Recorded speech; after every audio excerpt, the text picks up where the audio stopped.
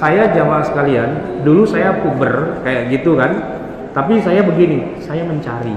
Makanya saya kuliah itu ke Saudi Arabia, nah, di gudangnya dan di pusatnya, langsung dari pabriknya, fresh from the open, gitu loh. Bukan lewat cabang-cabang dan sebagainya, langsung belajar ke mereka. Ternyata yang nggak gitu-gitu juga, Justru saya malah mendapatkan nilai plus itu ketika saya belajar tentang mazhab Syafi'i yang dulu saya celak-celak. Saya bilang kan, hampir 20 tahun saya itu tidak kunut subuh.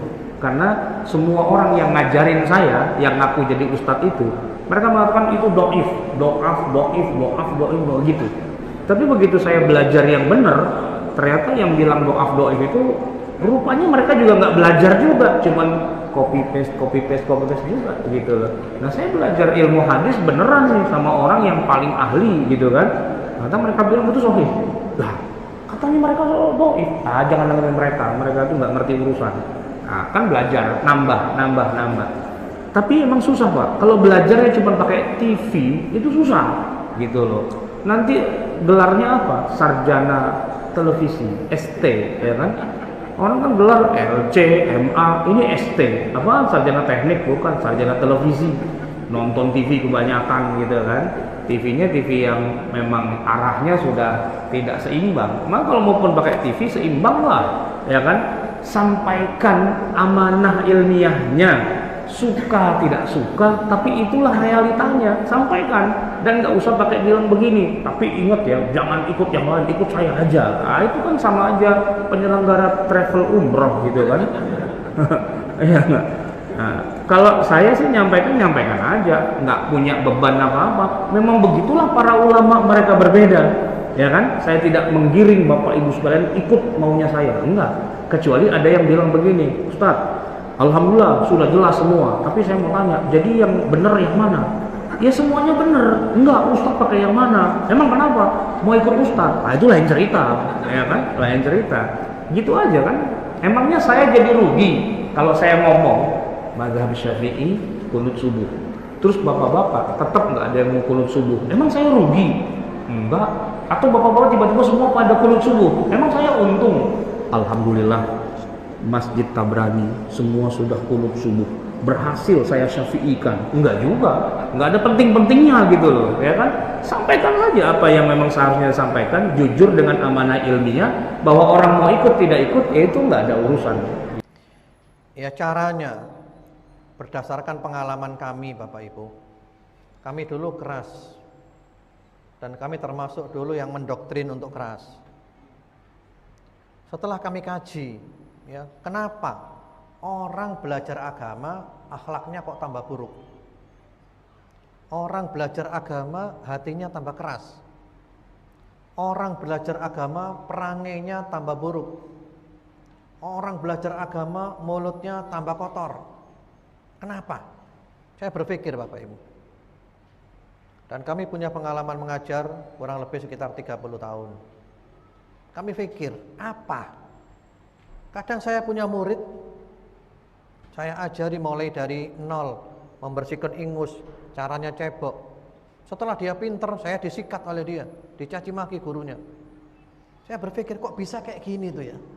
Ketika dia pindah ke guru yang lainnya.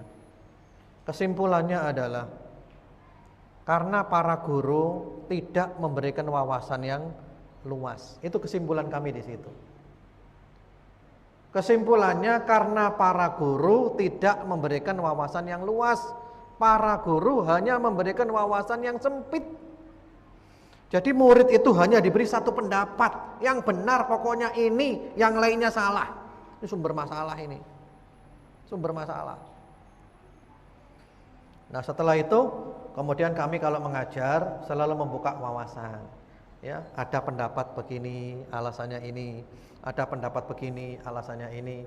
Ada pendapat begini, alasannya ini. Kami mantap dengan yang ini karena dalilnya ini. Tapi kami menghargai yang lain. Kami menghormati yang lain. Sehingga murid-murid wawasannya luas, siap dengan perbedaan pendapat, lapang dada menyikapi perbedaan. Nah, ini penting. Kalau semua guru seperti itu, Islam sejuk, Pak. Kalau semua guru seperti itu, Islam sejuk. Jadi intinya kita hindari fanatik kepada madhab, fanatik kepada golongan. Jadi itu solusinya adalah wawasannya dibuat luas, jangan dibuat sempit. Jadi dulu ya kami fanatik kepada satu kelompok. Kalau sekarang enggak, mau NU, silahkan amalkan NU dengan sebaik-baiknya. Ajarannya Kiai Haji Hasyim Asy'ari, insyaallah masuk surga. Mau Muhammadiyah, silahkan amalkan. Ajarannya Kiai Haji Ahmad Dahlan, amalkan, masuk surga juga. Mau jadi Al-Irsyad, ya ajarannya Syekh Syurkati, silahkan, masuk surga juga. Mau ikut Persis, ajarannya Ah Hasan, silahkan masuk surga juga. Ya, mau ikut Jamaah Tabligh wal Muslimin, Habaib Salafi, semuanya masuk surga. Karena semuanya sumbernya sama, sama-sama Al-Qur'an, sama-sama sunnah, sama-sama rukun Islamnya, sama-sama rukun imannya, semuanya sama. Ya. Hanya beda ini karena mungkin faktor sudut pandang, cara pandang, ya pilihan. Sehingga kesimpulan kami sekarang, Pak, perbedaan yang ada ini hanya masalah selera, Pak, ujung-ujungnya, Pak. Ibarat orang makan itu loh. Ada orang makan seleranya pecel, nasi pecel. Ada orang makan seleranya gulai. Ada orang seleranya sate kambing. Ada orang seleranya sate ayam. Ada orang seleranya kapsa. Ada orang seleranya masalah selera aja. Dan kita nggak boleh memaksakan diri. Kita mentang-mentang suka pecel, kita paksa orang makan pecel. Ya nggak bisa. Ujung-ujungnya itu, Pak. Kesimpulan kami sampai di sana. Ini masalah selera aja ini. Ini selera tahlilan, ini selera enggak tahlilan. Ini seleranya muludan, ini seleranya enggak muludan. Monggo silakan masuk surga semuanya. Dan nanti sebentar lagi ini Rabiul Awal. Itu ribut rutin. Jadi umat Islam ini punya ribut rutin tiap bulan. Rabiul Awal ribut rutin masalah Maulid. Oh, nanti dilihat aja di medsos, di Facebook, di WA, ribut. Yang pro maulid, membela maulid mati-matian dan menghujat yang kontra maulid. Yang kontra maulid ya, menghujat yang pro maulid habis-habisan, perang. Tiap tahun rutin. Selesai tahun depan lagi itu. Oh, ini kita disetir oleh Zionis Yahudi. Kita diberi bahan untuk pecah belah dan bahkan mengarah kepada proxy war. Proxy war kalau bahasa Jawanya itu nabok nyeleh tangan. Nabok nyeleh tangan. Memukul orang lain, pinjam tangannya orang lain. Itu proxy war. Wah, itu programnya Amerika, Pak. Zionis Yahudi atau Cina juga di Indonesia main. Mereka nggak pernah muncul yang dipakai kita. Ya, mereka seperti main catur. Kita diadu domba, kasih bahan terus. Ayo kamu berkelahi terus ya. Nah, sementara hasil bumi di Indonesia diambil, minyak disedot, gas, uranium, emas, semuanya kita dikasih bahan untuk berkelahi terus ya. Bahannya habis, kasih bahan baru, terus bertengkar ya. Kalau di Irak yang diadu domba Sunnah dengan Syiah, yang diuntungkan siapa? Amerika. Kamu perang terus ya, kasih bahan terus. Oh, minyaknya disedot Amerika, gasnya diambil Amerika. Nanti kalau sudah selesai semuanya habis, ditinggal, hancur sudah. Itu naudzubillah. Yang ditakutkan oleh musuh itu adalah ketika kita bisa bergandengan tangan, kita jadi kekuatan yang maha dahsyat. Islam ini Bapak Ibu nggak bisa dikalahkan. Jangan coba-coba melawan Islam Anda kalah. Siapapun melawan Islam pasti kalah. Islam hanya bisa dikalahkan dengan satu cara. Ini cara mengalahkan Islam, Pak. Tapi Bapak jangan cerita-cerita ya. Ini buat Bapak aja. Ini resep mengalahkan Islam, Pak. Jangan cerita ke siapa-siapa. Ini rahasia. Cara mengalahkan Islam cuma satu. Caranya adalah adu domba umat Islam. Habis Islam. Cuman itu cara mengalahkan Islam. Karena itu kita jangan mau adu domba. Adu domba, persekusi, berkelahi, terus apa sih masalahnya? Apa enggak ada cara yang lebih baik? Apa enggak ada cara yang lebih sopan? Apa enggak ada cara yang lebih yang lebih keren, yang lebih elegan? Seperti itu. Demikian, wallahu alam. Jadi kalau ingin agama menyejukkan, semuanya menyejukkan, wawasan dibuat luas. Ya, caranya bagaimana? Ya belajar. Cari ulama yang memperluas wawasan. Kalau mau ngaji, cari guru yang membuka wawasan. Hati-hati mengaji kepada guru yang mempersempit wawasan. Usahakan ketika kita keluar dari pengajian itu dada lapang. Semakin cinta kepada kaum muslimin. Jangan sampai selesai pengajian yang timbul adalah kebencian. Semakin benci kepada kaum muslimin, itu ngaji yang salah. Sehingga 2019 ganti pengajian. Lebih cepat lebih baik. Lah ini ngaji kok tambah jelek gitu. Ngaji tambah buruk, ngaji tambah rusak hatinya, ngaji tambah kotor pikirannya. Berarti ngajinya keliru itu. Harus ganti ngaji. Idealnya ngaji itu hati tambah bersih, tambah bersinar hatinya. Wah, Masya Allah, itu ngaji yang bagus. Alhamdulillah, dulu saya seperti saudara-saudara salafi yang lain, aktif mengikuti pengajian-pengajian di mahat-mahat salafi di Jakarta. Merasa diri saya sudah sangat sesuai dengan ajaran Rasulullah, dengan syariat yang murni, dan berlandaskan hadis sahih dan kompeten terhadap dakwah tauhid dan sunnah. Ketika melihat kalangan yang maulid, hati saya seakan ada sesuatu yang berkata, dia ahlul bid'ah. Kadang berdoa, mudah-mudahan dia diberi hidayah. Pada awalnya indah, tapi lama-kelamaan makin banyak tanda tanya yang muncul di dalam pikiran saya. Memang ada sih kajian-kajian yang menarik, tapi tak jarang ada kajian-kajian membahas ikhtilaf. Saya bertanya, kok semangat membahas masalah khilafiyah dan menghakimi orang yang berbeda? Dan selanjutnya melempar tuduhan yang sinis. Pikir saya, kenapa ajaran ini selalu membahas masalah ikhtilaf, menuding kelompok yang memiliki pemahaman yang berbeda dengan tuduhan ahlul bid'ah, musyrik, khurafat, taghut, hizbi atau tahayul? Saya bertanya, kenapa Syiah begitu dimusuhi? Kenapa seperti sinis kepada Habib-Habib? Kenapa sinis kepada yang hobi maulid dan tahlil? Saya bertanya-tanya sendiri dan mencoba mencari jawabannya sendiri. Akhirnya saya tahu alasan kenapa memusuhi pemahaman Syiah. Saya pikir, oh iya benar, ternyata pemahaman Syiah keliru. Pertanyaan pertama saya sudah terjawab. Lalu muncul lagi pertanyaan lain. Kenapa memusuhi dan seperti sinis terhadap ulama-ulama dari kalangan Habib? Saya coba mencari jawaban sendiri.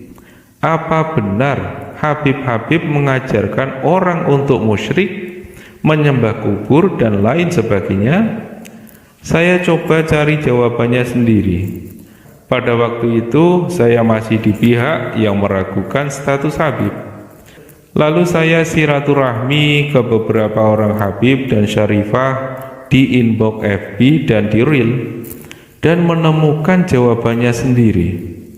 Rata-rata mereka memperlakukan saya dengan menghargai saya, lembut, sopan, penuh tata krama, penuh keikhlasan. Hati saya bergidik, subhanallah, kenapa mereka lembut-lembut? Saya melempar pertanyaan-pertanyaan yang kritis, tapi mereka menjawab seperti menjawab pertanyaan anak kandung mereka sendiri. Rata-rata seperti itu. Hati saya terkesima. Kenapa saya menemukan sesuatu yang berbeda pada diri mereka? Bahkan sebelum berbicara pun, saya merasakan sesuatu yang berbeda. Tenang, sejuk, lembut, susah diceritakan. Hati saya bergidik lagi. Mungkin mereka benar-benar keturunan Rasulullah. Di dalam tubuh mereka mengalir darah Rasulullah. Setelah itu saya masih aktif di pengajian salafi, sampai pada akhirnya mereka membahas Habib lagi. Batin saya seakan berontak. dan menolak semua ucapan sang ustadz. Ingin rasanya saya berteriak, "Tidak, apa yang kau katakan tidak benar." Tapi apalah daya, semua hanya terpendam di hati. Penuturan demi penuturan yang diucapkan sang ustadz dalam membahas Habib semakin membuat hati ini tidak tentram. Saya keluar, berpura-pura ke kamar kecil, masuk dan mengunci pintu kamar kecil. Saya menangis tak tahu kenapa. Saya keluar dari kamar kecil dan tidak berniat mengikuti pengajian lagi. Pulang ke rumah dengan air mata yang berlinang. Saya tidak tahu kenapa menangis, tetapi batin saya seakan tidak terima atas pembahasan sang ustadz yang menyudutkan para habib.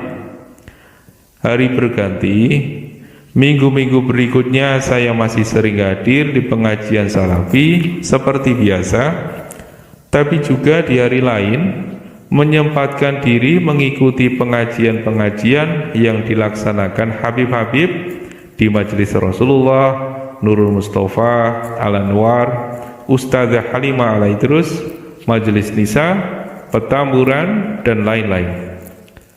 Hati saya tidak bisa berdusta. Saya merasa jauh lebih merasa nyaman di Majelis Aswaja. Betapa bahagia ketika mengikuti maulid.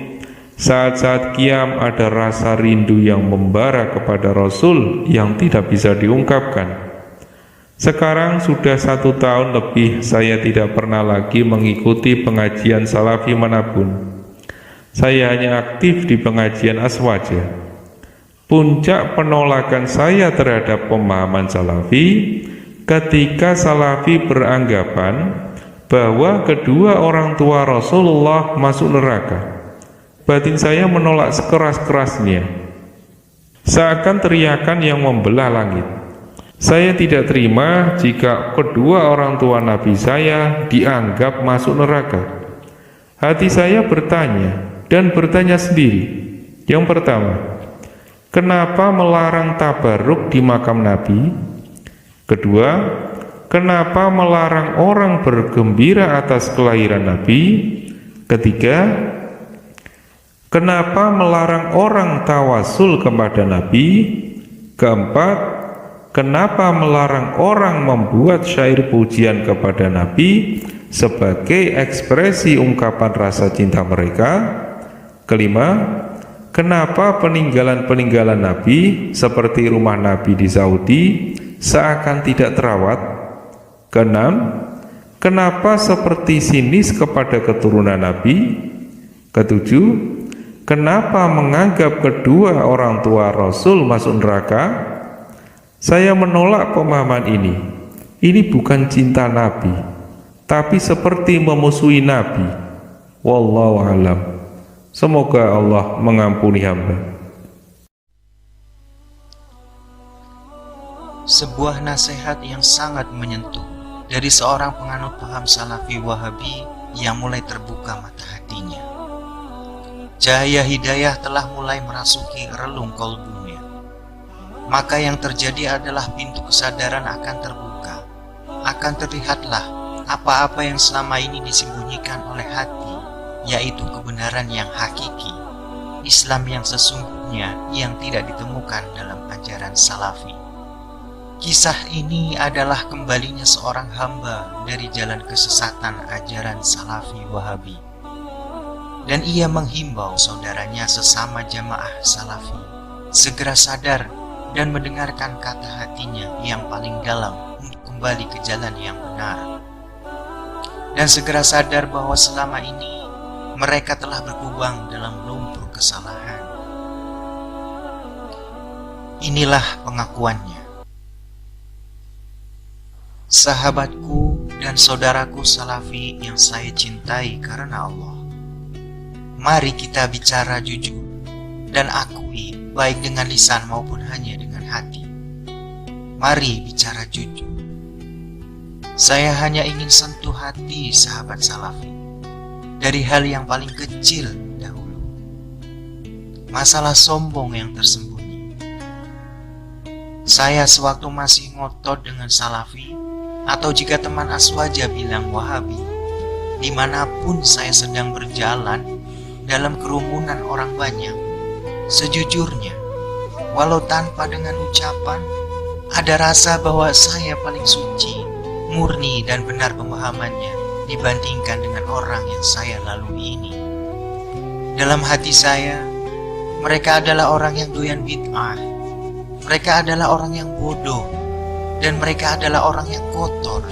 Dalam hati sayalah yang paling murni akidahnya, karena dalam hal pakaian pun, saya yang paling syar'i dibanding yang lain. Perasaan itu setiap hari dan setiap saat selalu timbul, dimanapun dan saat kapanpun. Perasaan suudzon terhadap sesama seperti begitu lekat dengan saya. Saya berpikir, apakah perasaan seperti ini adalah hidayah? Perasaan ini selalu menghantui saya, jauh dari ketawaduan, jauh dari rasa saling menghormati, dan saya hanya lembut pada saat saya mengajak orang untuk ikut pemahaman saya. Saya begitu gigih jika ada yang mau. Namun jika ajakan saya ditolak, ada rasa kesal dan benci, dan saya merasa orang tersebut telah sesat. Saya gundah dengan perasaan ini. Padahal jelas tidak ada paksaan dalam Islam. Tidak ada. Saya kemudian ngobrol dengan orang Toriko yang selama ini saya cap sesat. Beliau berkata, "Abu, sampaikan wahyunya saja. Masalah dia iman atau tidak, itu urusan Allah. Hanya Allah yang bisa memberikan hidayah. Manusia tidak akan mampu memberikan hidayah." Subhanallah, sungguh lembut hati orang-orang Toriko ini. Saya semakin tertarik dan ingin mengenal lebih dalam masalah Toriko. Sahabatku Salafi, tanyakan pada hati dan diri kita, apakah kesombongan seperti saya di atas berlaku juga pada diri sahabat? Demi Allah, jawablah dengan hati nurani. Mengapa semakin dalam kita masuk ke Salafi, membuat pandangan kita selalu buruk kepada saudara muslim yang lain? Demi Allah, itu adalah penyakit hati, sombong, takabur, riya, ujub, dan dengki. Ingin dipandang yang paling murni, sehingga yang dikedepankan bukan akhlak, namun sudut pandang yang berbeda. Ilmu tanpa akhlak akan hancur. Tanya pada diri kita, apakah di hati kita ada rasa sombong, memandang yang berbeda faham sebagai orang yang tersesat? Apakah ini akhlak Rasul? Mari sahabat, mari kita berpikir dengan hati yang jernih dan lapang. Kiai-kiai yang kita anggap penyesat umat, lihatlah akhlaknya. Jauh dengan kita. Mereka tawaldu, mereka jauh lebih hebat keilmuannya, tapi mereka tidak congkak dan tidak sombong. Sahabatku, saya keluar dari Salafi Wahabi. Maafkanlah saya.